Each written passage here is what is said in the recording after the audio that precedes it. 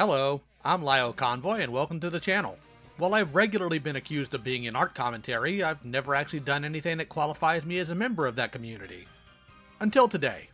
Meet Carmen Rider, someone I've spoken about on the channel who I will absolutely finish addressing sometime in the future.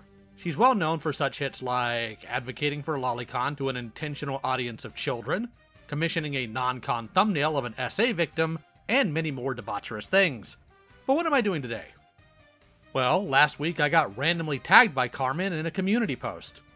Outside of all the rambling bereft of any reality, she decided to take a shot at not only me, but Sailor Moon September, an event I'm doing on the channel where I talk about Sailor Moon all month. In doing this, she drew a picture of Sailor Moon talking about how I'm ugly and that my old man should have beaten me more as a kid. Absolutely on point that a lolicon would advocate for child abuse, all while not being grammatically correct. They don't tend to be all that bright, to be fair. Also, lacking in any self-awareness. I've seen what Carmen looks like, glass houses and all that. Even if I were ugly, at least I'm married. But let's talk about the main thing here. Carmen's art. Based on this sketch, it's pretty clear Carmen didn't do any basic shapes or construction when working on this. This is something you'll see is pretty common mostly with children first starting in art. And there's nothing wrong with that. But let's go ahead and start a short tutorial on how to do a basic drawing. You're going to want to start by breaking the character down into basic shapes. From there, start blocking out where specific features are going to be. Things like eyes, hairline, ears, fingers, you know the stuff. It's important when drawing an established character that you get some reference material when you can. If you're aiming to keep it on model, this will help tremendously.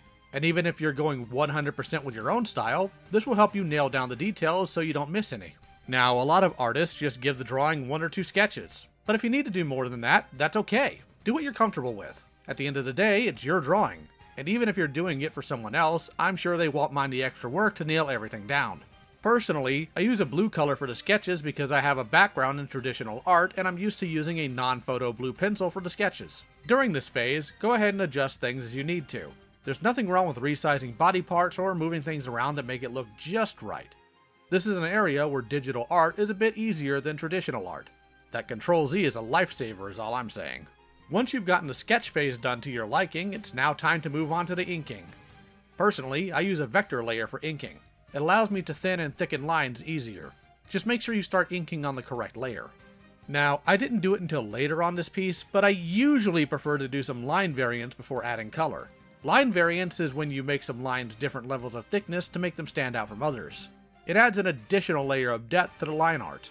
Once the inking is done, you can move on to colors on a new layer. When I'm coloring an animated character, I try to pull their direct colors from cells, so that's what I'm trying to do here. Personally, I use the fill bucket and fill in the nooks and crannies by hand, because I'm a Luddite. After I have the flat colors done, that's when I move into the shading. On a different layer above the color layers, start by using a darker color. Traditionally, I'd use gray or even black depending on the work, but this is digital, so you'll have more options. I use different shades of purple for the body and green for the hair. Once you think you have things the way you want them, multiply that layer and adjust the opacity. You may need to play around with the colors like I did here to get the effect you want. After that, I use the blur tool to blend the shading a bit. For highlights, open another layer and just touch up spots where the light hits as you think you need to. Usually I'd go more in depth on a piece, but I wanted to keep this one simple. I blend that in as well, and I'm done with that layer. You don't have to for every piece of art, but for this one I stuck a background on it from the show itself, stretching it to fit. Now, how about that word balloon? I don't think a character like Sailor Moon would advocate for child abuse. So let's take a minor piece from the old Deke dub of the show. There we go. And we're done.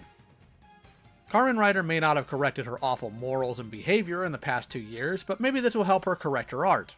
Or maybe it'll help other people that are just getting started. If you're an artist yourself and see a way I can improve, feel free to comment below.